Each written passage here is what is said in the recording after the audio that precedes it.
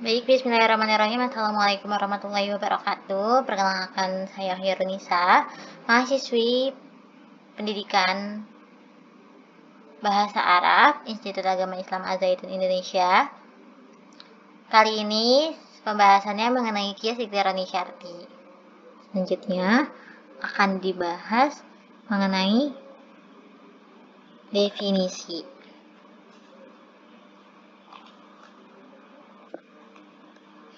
Nah, pengenalan kias ikhtironi. Kias ikhtironi itu dibagi menjadi dua. Kias ikhtironi hamli adalah kias yang dalam keputusannya tersusun dari qadiyah hamliyah saja. Kalau kias ikhtironi syarti, yaitu kias yang dalam keputusannya tersusun dari qadiyah hamliyah dan syartiyah. Oke, selanjutnya. Apa itu kias? Kias adalah pengukuran atau silogisme. Dalam definisinya, kias ialah penalaran logis yang menarik kesimpulan dari dua proposisi atau premis. Nah, selanjutnya akan dibahas mengenai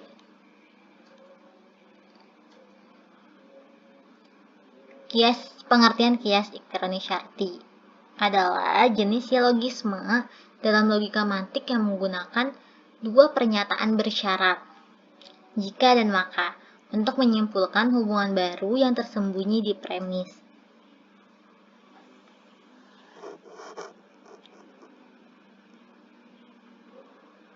Nah, di sini ada macam-macam kias ikhtironi syarti. Yang pertama, tersusun dari dua syarat yang bersambung. Di sini premis yang pertama ya, itu kullama ihtafalul afrodu bil qawaidi sihiyati qallat isobatuhum bil amrodi. Apabila seseorang menjaga prinsip-prinsip kesehatannya, maka berkurang peluang sakit yang akan dialaminya.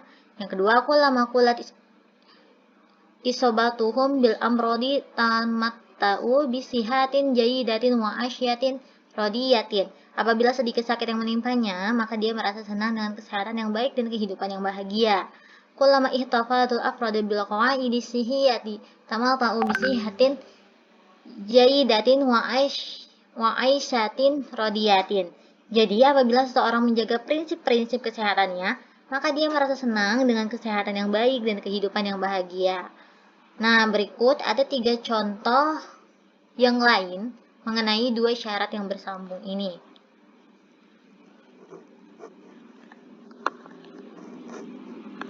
Nah, contoh yang pertama, jika belajar dengan giat maka pintar. Jika pintar maka akan sukses. Jadi jika belajar giat maka akan sukses. Nah, contoh 2-nya bisa dilihat dan contoh 3-nya juga bisa dilihat.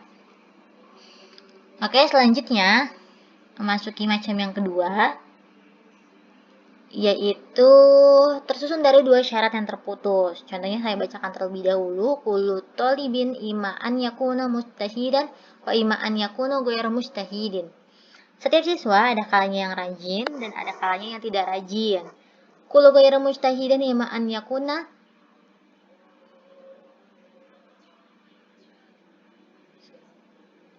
kaslana wa imma an yakuna sogi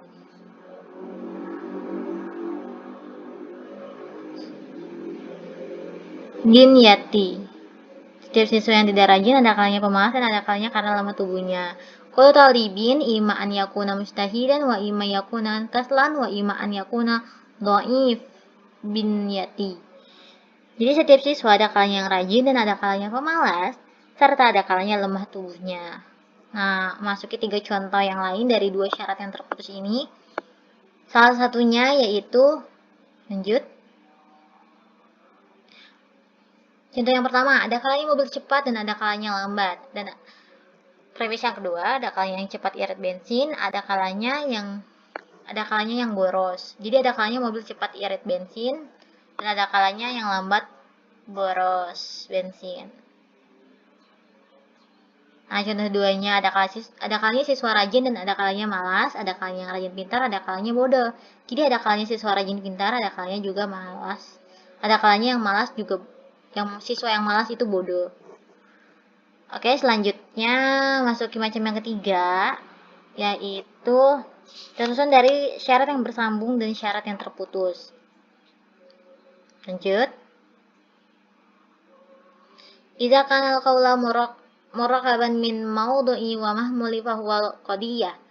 Wa kullu qadiyatin imma an takuna shadiqatan wa imma an takuna kadzibah. Artinya apabila ucapan itu tersusun dari maudu dan mahmul maka itu adalah qadiyah. Dan setiap qadiyah ada kalanya betul dan ada kalanya dusta. Idza kana al-qawla murakaban min maudu wa mahmulin fa huwa imma an takuna shadiqatan wa imma an takuna kadzibatan. Jadi bila ucapan itu tersusun dari maudu dan mahmul maka ada kalanya benar dan ada kalanya dusta. Lanjut ke contoh 3 berikutnya.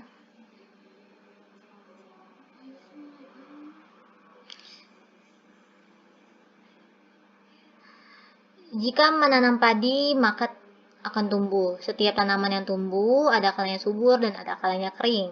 Jadi jika menanam padi, ada kalanya tumbuh subur dan ada kalanya kering. Ini bisa disebabkan oleh cuaca juga ya. Jadi kalau cuacanya nggak mendukung untuk pertumbuhan, bisa gagal panen gitu. Tapi kalau mendukung juga bisa panen dengan hasil yang berlimpah. Oke, selanjutnya macam yang keempat yaitu dari syartiyah yang bersambung dan hamliyah. Next. Idza kanat immatu tahkumu nafsaha binafsiha wa hazatu syiyadatin. Apabila ada umat yang menghukum dirinya sendiri, maka itu adalah penghulu. Wa kullu ummatin zati syiyadatin faha mustaqillah. Setiap umat yang memiliki kepenghuluan itu adalah kemerdekaan. Idza kanat immatu tahkumu nafsaha binafsiha faha mustaqillah. Jadi apabila umat menghukumi diri sendiri, maka dia adalah orang yang merdeka. Jadi kita sebagai pribadi itu harus memiliki kepemimpinan atas diri kita sendiri. Kepemimpinan atas diri kita sendiri itu yang seperti apa? Yang ketika kita salah, kita juga bisa mengevaluasi diri kita sendiri tanpa harus dievaluasi oleh orang lain. Kita harus lebih sadar, oh kita salahnya di sini gitu. Perbuatan kita ada yang salah, kita harus lebih menyadarinya terlebih dahulu gitu. Itu yang disebut maksud dalam premis ini gitu. Oke, contoh yang lainnya. Next. Contoh yang pertama, setiap orang yang bersedekah, hartanya akan bertambah berkah. Jika seseorang memberikan sebagian hartanya untuk fakir miskin, maka ia termasuk orang yang bersedekah. Jadi, jika seseorang memberikan sebagian hartanya untuk fakir miskin, maka hartanya akan bertambah berkah. Gitu. Oke, selanjutnya yang kelima. Macam yang kelima ada syartiyah yang terputus dan hamliyah. Next.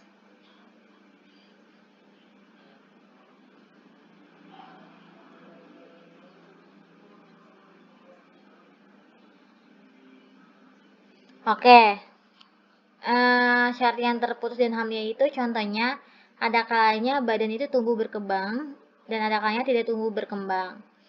Setiap yang tumbuh berkembang itu membutuhkan makanan. Jadi ada kalanya jisim itu tidak tumbuh berkembang dan ada kalanya itu membutuhkan makanan. Tuh. Cukup sekian presentasi dari saya. Alhamdulillahirabbil alamin.